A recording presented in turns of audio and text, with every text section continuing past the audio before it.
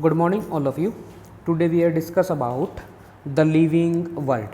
अब living world के अंदर अपना जो फर्स्ट टॉपिक क्या है, लाइफ. What is life. अब लाइफ होती क्या है. हर ऑर्गेनिजम्स की एक लाइफ है, वो अपने आप में कैसी होती है, यूनिक होती है. अब हर ऑर्गेनिजम्स की लाइफ अपने आप को एक्सप्रेस कैसे करेगी. अब लाइफ अपने आप को एक्सप्रेस कैसे करती है, केमिकल रिएक्शन के थ्रू. अब केमिकल रिएक्शन होगी तो उस लिविंग ऑर्गेनिजम्स के अंदर क्या क्या चीज़ होएगी, ग्रोथ करेगा वो, उसके अंदर डेवलपमेंट भी होएगी और वो रिस्पॉन्सिवनेस होगा और वो अपने आप को क्या करेगा, अडेप्ट करेगा इन्वायरमेंट के अकॉर्डिंग, अडेप्टेशन होएगा और क्या करेगा, रिप्रोडक्शन करेगा. समझ में ये चीज़. अब जो व्हाट इज़ लिविंग. अब लिविंग क्या है, लिविंग ऑर्गेनिजम्स एक तो क्या होगा, सेल्फ रेप्लिकेटिंग, खुद को क्या करता रहेगा, कॉपी बनाता रहेगा और टाइम टू टाइम अपने अंदर क्या लेके आएगा, चेंजेज लेके आएगा, तो उसको क्या बोलोगे, इवॉल्विंग. और सेल्फ रेगुलेटिंग होएगा, अपने आप को ही कंट्रोल करता रहता है और रिस्पॉन्डिंग करेगा किसके अकॉर्डिंग, एक्सटर्नल स्टिमुलाई के अकॉर्डिंग.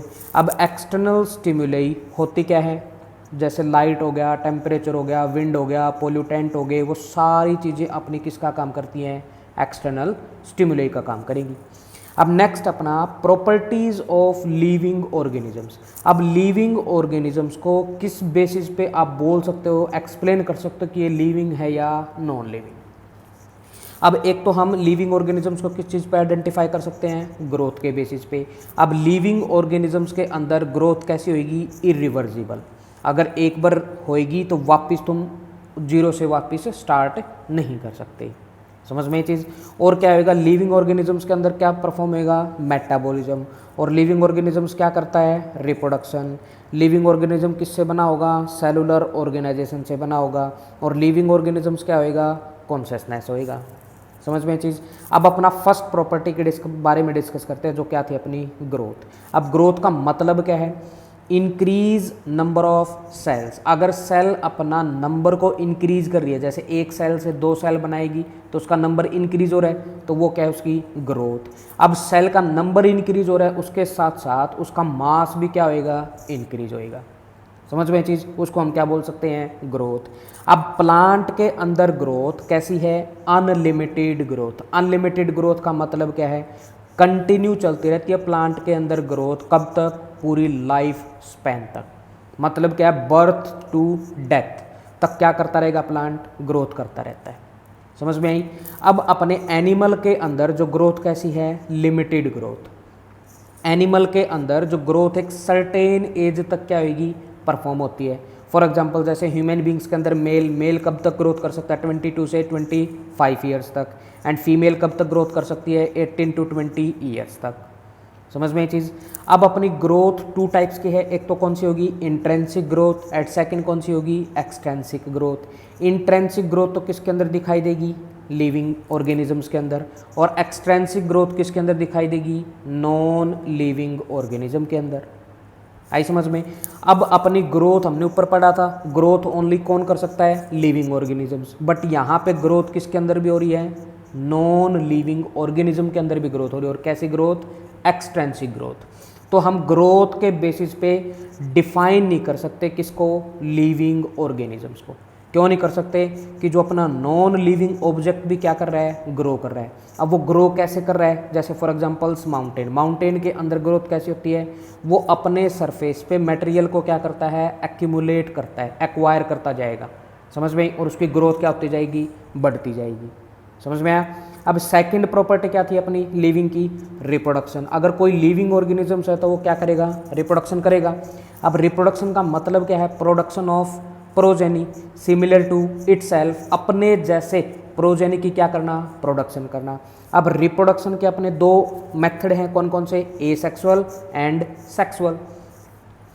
अब यूनिसेलुलर ऑर्गेनिज्म के अंदर हम ग्रोथ और रिप्रोडक्शन दोनों के दोनों क्या होते हैं, सेम होते हैं. उनको हम डिफाइन नहीं कर सकते कि ये ग्रोथ हो रही है या रिप्रोडक्शन हो रही है. ग्रोथ और रिप्रोडक्शन यूनिसेलुलर ऑर्गेनिज्म के अंदर किसके थ्रू हो रही है, सेल डिवीजन के थ्रू, दोनों के दोनों. समझ में चीज़. अब रिप्रोडक्शन अपना क्या है, डिफाइनिंग प्रॉपर्टी नहीं है किसके लिए, लिविंग ऑर्गेनिज्म के लिए.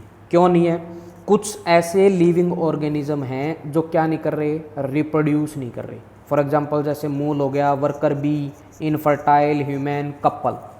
समझ में आई? हमने ऊपर प्रॉपर्टी पढ़ा था कि जो लिविंग ऑर्गेनिज्म होगा वो रिप्रोडक्शन करेगा, बट यहाँ तो लिविंग ऑर्गेनिज्म ही क्या नहीं कर रही, रिप्रोड्यूस ही नहीं कर रही। तो इसके रिप्रोडक्शन के बेसिस पे हम किसको एक्सप्लेन नहीं कर सकते, लिविंग ऑर्गेनिजम्स को। समझ में ये चीज़। अब थर्ड प्रॉपर्टी क्या होगी अपनी, मेटाबॉलिज्म। अब मेटाबॉलिज्म का मतलब क्या है, जितनी भी बायोकेमिकल रिएक्शन है वो कहाँ पे परफॉर्म होंगी, एक लिविंग सिस्टम के अंदर परफॉर्म होंगी। आई समझ में? अब नॉन लिविंग थिंग्स के अंदर क्या नहीं परफॉर्म होती, केमिकल रिएक्शंस परफॉर्म नहीं होंगी। तो हम मेटाबॉलिक रिएक्शन के बेसिस पे क्या बोल सकते हैं कि वो लिविंग है या नॉन लिविंग, ये मानी जाती है। अब मेटाबॉलिक रिएक्शंस वैसे हम परफॉर्म कर सकते हैं आउटसाइड, किसके अंदर, लेबोरेटरी के अंदर, बट जो रिएक्शन हम परफॉर्म करेंगे वो रिएक्शन कैसी होंगी, लिविंग। आई समझ में? तो मेटाबॉलिज्म के बेसिस पे हम लिविंग और नॉन लिविंग को क्या कर सकते हैं, एक्सप्लेन कर सकते हैं या डिफाइन कर सकते हैं कि कौन सा लिविंग और कौन सा नॉन लिविंग। समझ में आई? अब नेक्स्ट प्रॉपर्टी कौन सी अपनी, सेलुलर ऑर्गेनाइजेशन। अब जितने भी लिविंग ऑर्गेनिज्म हैं सारे के सारे किससे मिलकर बने होंगे, सेल से मिलकर बने होंगे। अब जैसे सेल से क्या बना, टिश्यू, टिश्यू से क्या बनेगा फिर ऑर्गन, ऑर्गन से क्या बनेगा, ऑर्गन सिस्टम, फिर ऑर्गन से सिस्टम से क्या बनेगा, ऑर्गेनिज्म। समझ में आई? अब जितने भी लिविंग है वो सारे के सारे क्या होंगे, cellular organisations. Living organisms are made up of one और मोर सेल्स, या तो एक सेल से मिलकर बनेंगे या एक से ज़्यादा सेल से मिलकर बनेंगे। अगर एक सेल से मिलकर बनेंगे उसको तो क्या बोलोगे, यूनिसेलुलर। अगर एक से ज़्यादा सेल से मिलकर बनेंगे उसको क्या बोलोगे, मल्टीसेलुलर। तो अब नॉन लिविंग थिंग्स के अंदर क्या प्रेजेंट नहीं होती, सेल प्रेजेंट नहीं होगी। तो हम सेलुलर के बेसिस पे लिविंग ऑर्गेनिजम्स को क्या कर सकते हैं, डिफाइन कर सकते हैं। ये एक डिफाइनिंग प्रॉपर्टी अपनी लिविंग ऑर्गेनिज्म की। आए समझ में? अब लास्ट प्रॉपर्टी अपनी लिविंग ऑर्गेनिजम्स की जो क्या थी, कॉन्शियसनेस। अब कॉन्शियसनेस का मतलब क्या है, ये एबिलिटी है किसके अंदर, लिविंग ऑर्गेनिज्म के अंदर, जो सेंस करेगा किसको, इन्वायरमेंट को, और इन्वायरमेंट के अकॉर्डिंग ही क्या करेगा, रिस्पॉन्ड करेगा।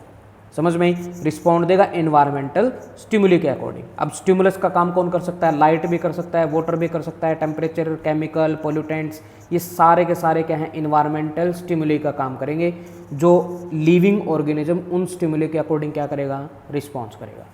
समझ में आई? तो हम कॉन्शियसनेस के बेसिस पे भी क्या कर सकते हैं, डिफाइन कर सकते हैं लिविंग ऑर्गेनिज्म को। अब नॉन लिविंग ऑर्गेनिज्म इन्वायरमेंट के अकॉर्डिंग क्या नहीं करता, रिस्पॉन्ड नहीं करेगा। तो लिविंग ऑर्गेनिजम्स के पास होती है ये ओनली एबिलिटी कॉन्शियसनेस वाली। अब अपना एक एग्जाम्पल आता है जैसे ह्यूमन। ह्यूमन क्या है, एक सेल्फ कॉन्शियसनेस। सेल्फ कॉन्शियसनेस मतलब वो खुद पे ही क्या होता है, डिपेंडेंट होता है।